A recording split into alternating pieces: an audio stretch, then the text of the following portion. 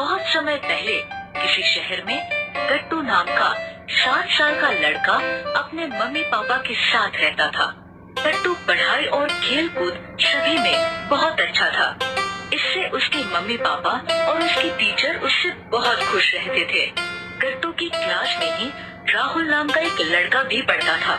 गट्टू और राहुल बहुत अच्छे दोस्त थे, लेकिन गट्टू जितना सीधा साधा था, राहुल उतना ही शैतान था। उसके दिमाग में हमेशा कोई न कोई शैतानी चलती रहती थी।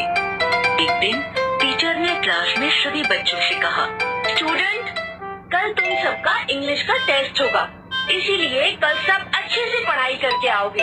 और याद रखना, जिसके कम मार्क्स आएंगे उसे मैं प्रिंसिपल सर के पास लेके जाऊंगी। ये सुनकर गट्टू डर गया। प्रिंसिपल सर तो बहुत डांटते हैं, इसलिए मैं कल अच्छे से पढ़ाई करके आऊंगा।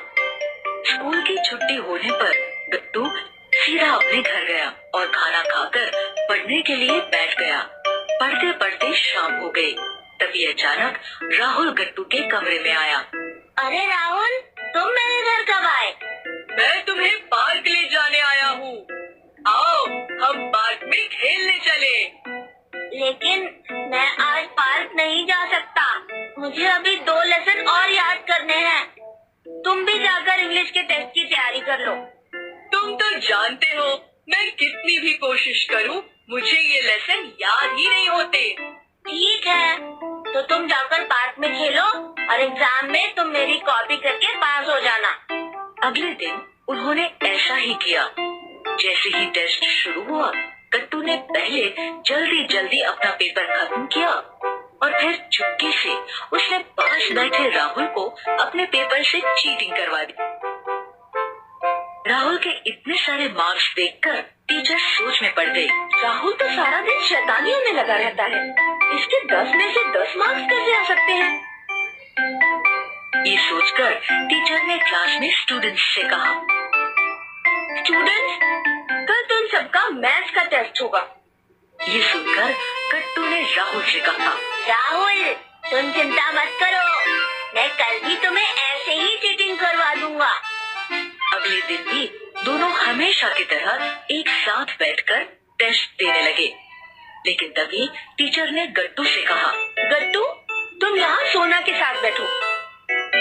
लेकिन टीचर, मैं तो हमेशा राहुल के साथ ही बैठता हूँ, लेकिन आज तुम इस सीट पर बैठो। टीचर के ऐसा कहने पर गट्टू सोना के पास आकर बैठ गया और राहुल को अकेले बैठकर ही टेस्ट देना पड़ा।